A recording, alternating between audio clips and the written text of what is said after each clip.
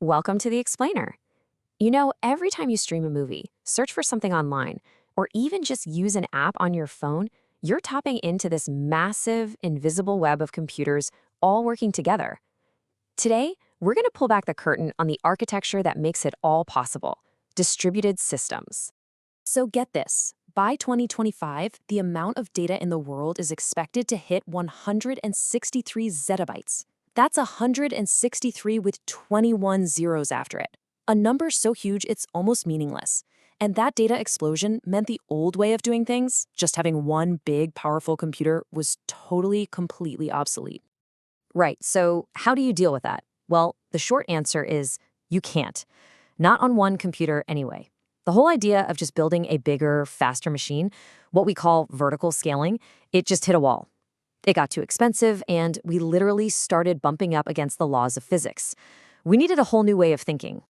And the solution that engineers came up with was actually pretty brilliant in its simplicity.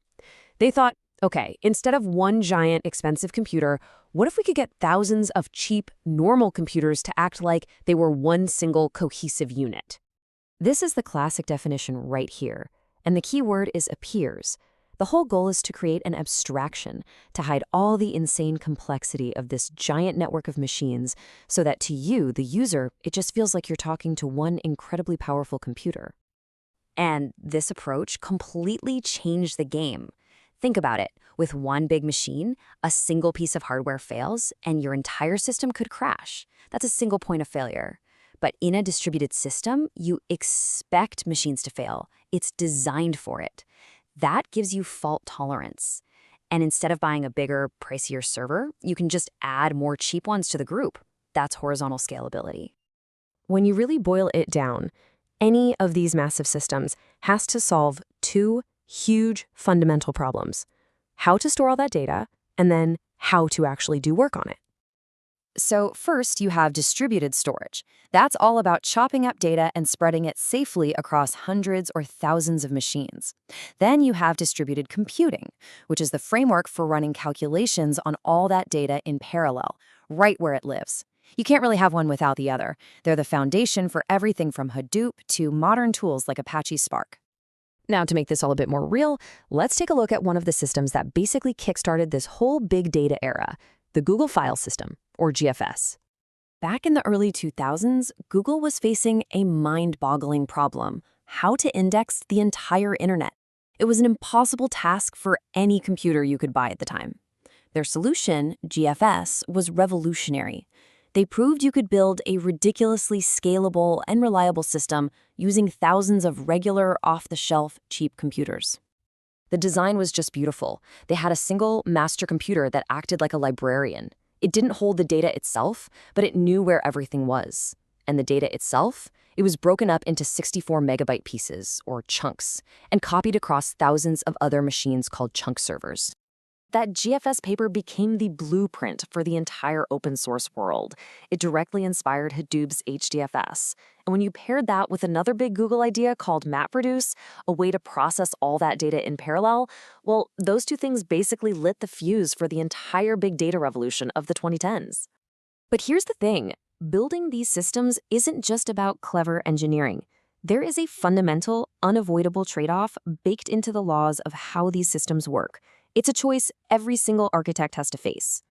It's called the CAP theorem. And what it says is that any distributed system can only guarantee two of these three things: consistency, availability, and partition tolerance. You can pick any two you want, but you can never, ever have all three at the same time. Okay, so C is for consistency. This one's simple. It means everyone sees the same, most up-to-date data. No matter where you are in the world, a read is guaranteed to get you the absolute latest version of the information.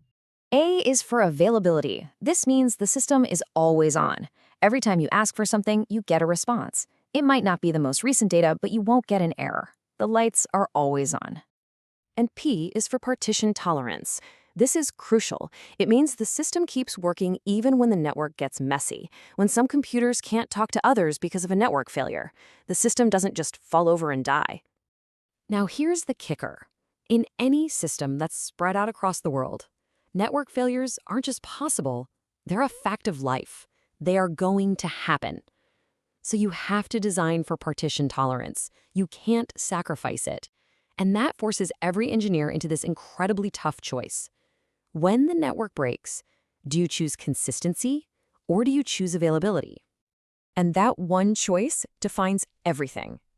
Systems that choose consistency, CP systems like MongoDB, will actually stop responding or return an error to avoid giving you stale data. But systems that choose availability, AP systems like Cassandra, will always give you an answer, even if it's slightly out of date, and then sync up later. It's called eventual consistency. So these foundational ideas, these big trade-offs, they aren't just history. They directly shape the problems and challenges that engineers are wrestling with every single day.